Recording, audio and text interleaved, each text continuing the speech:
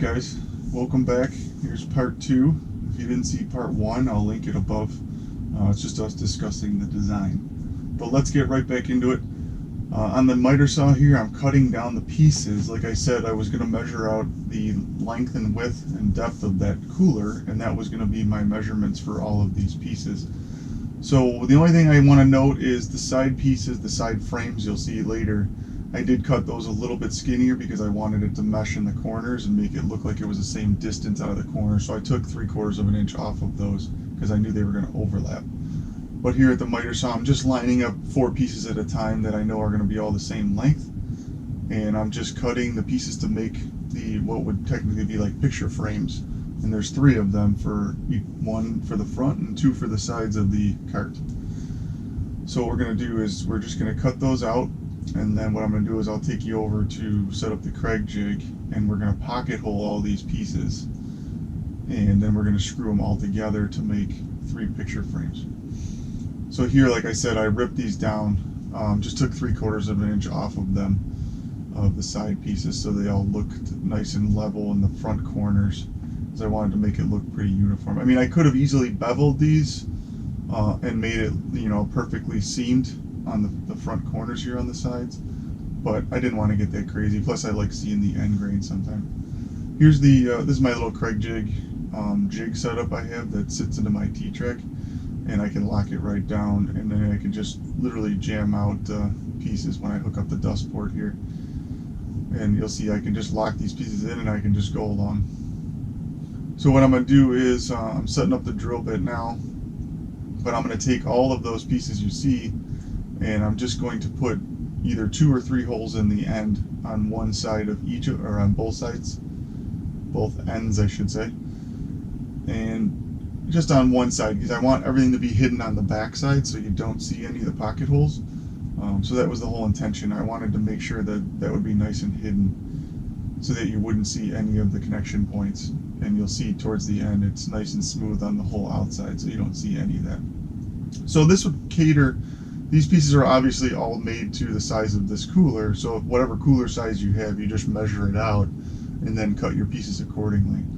So I think I did the width pieces first, so those would be the exact width of what the cooler is, and then the inside pieces would be the height but minus the thickness of those top and bottom strips.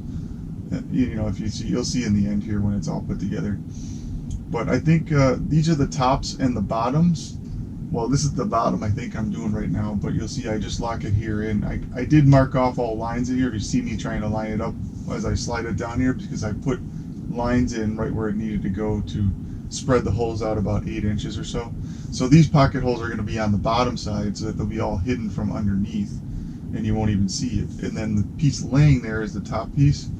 Same thing, I'm going to do pocket holes on it, but they're all going to be underneath when I put that on top of the cooler, so you won't see it once again. So everything will be hidden, but that'll connect the sides of the top and the bottom nice and tight to the actual whole cart.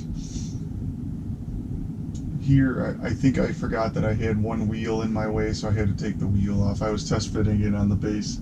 I just ended up buying 4 little swivel wheels with poly wheels on them. Because we want to be able to roll this cart around like 360 degrees, so I decided to put 4 wheels. We don't really need to lock it because it's on level ground and it's heavy enough. It isn't going to roll anywhere. So I had to take that wheel off. Now I'm just going to assemble it. You see I'll put my top and bottom widthwise pieces, and then I have 2 pieces that go up and down. And that will make the complete height and width of the cooler. Now I'm testing out those side pieces. Like I said, I cut those a little bit thinner so that they would sit right on that edge, and then it would be a nice smooth transition around. Now here I'm clamping it down. If you don't have one of these C-clamps for your pocket hole, it's perfect because you can get it nice. The tough part about pocket hole, I'm sure you saw it in some of my past videos, if you're not smooth on the surface, it can make the pieces off a little bit when you screw them in. So if you can clamp them down, the more you can clamp them down, the better you are. But I just screwed these pieces in one at a time each corner and lined up the ends so that it was nice and tight. And we're just going to continue all the way around with this. And then you'll see when we're done that it'll be a nice little kind of picture frame setup.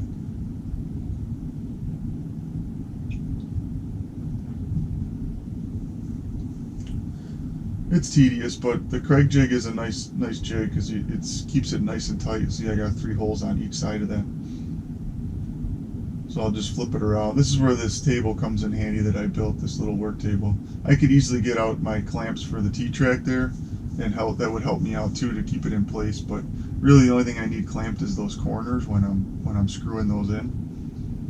And then you'll see in the next clip, and when I start putting the panels together, that you need a bunch more clamps. I end up grabbing clamps off in the back of the picture there, as you can see. Now I'm just checking the smoothness to see how it came out. And these are the side panels, so they're about half the size of what that front panel is, because the cooler is about twice as wide as it is deep. So I got 2 of those panels. We're just going to whip those up, and then I'll show you how we put them all together here. So now I'm going to give it a quick sanding, just a little sanding on the back side, and then on the front side here I really had to blend in some of the edges here to make sure they were nice and smooth. And then I'm doing the edges. I just ended up just rounding over the edges a little bit. I could have easily routed them, but I didn't want to go that rounded over. I just wanted it nice and soft. So I literally just sanded all the edges and all the faces of all 3 of these pieces prior to putting them together, because it just makes it easier. I'm gonna have to give it another 220 grit sand when it's all completed, but I figured it was easier to get in a 180 sand first. So now I clamp this down. You'll see I got 1 clamp there by the screw gun. I'm going to grab another one, and I'm going to clamp along each one of these screw holes, as you can see, and make sure it's nice and lined up, so every time I put one in, it keeps that outer edge nice and clean. I can always finish it off with some sanding afterwards too, but if you can get it close, it works out much better. So I just keep alternating these clamps, and that'll keep lining up my edges so I can just screw down one at a time. And that's it. You can see the pocket goes all the way. I think there's 5, 6 of them in there, and it'll just connect the whole thing. And now I'll just do the same thing on the other side. So the back will be open, and that's how I'm going to slide in the freezer. I don't need anything on the back. I do end up adding a support at the top with 2 metal brackets that you'll see later on.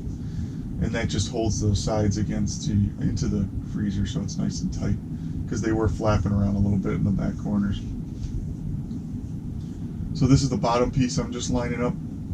It's nice and snug, so I had to bang it in a little bit, which is what I wanted. And now I just have my ruler out. I'm just trying to make sure both sides are the perfect height. Make sure that it's nice and level. You can see there's a little lip at the bottom there, which will cover the bottom edge of the cooler where the feet are and everything, so you won't see that. And obviously, like I said in part 1, we're going to put vinyl on the cooler, so this will cover up all the vinyl corners and edges. And now you can see I'm just going to start screwing in all the pocket holes here on the bottom. There's a lot of them. Now I got the wheels going back on. Like I said, 4 wheels, and they're going to be hidden. I made the top just high enough so it's about ½ an inch off the ground around the sides there, so it's nice and clean when it's laying on the bottom. You'll see when I flip it up here. But that's it. As far as the cart goes, you'll see there's no holes seen on the outside at all. It rolls around real nice and clean. And now I just got to give it a quick sanding around all the edges, and then we'll move on to part 3. So stay tuned, and I'll show you how we do the top and the tower and everything in the next one. Thanks for watching, guys.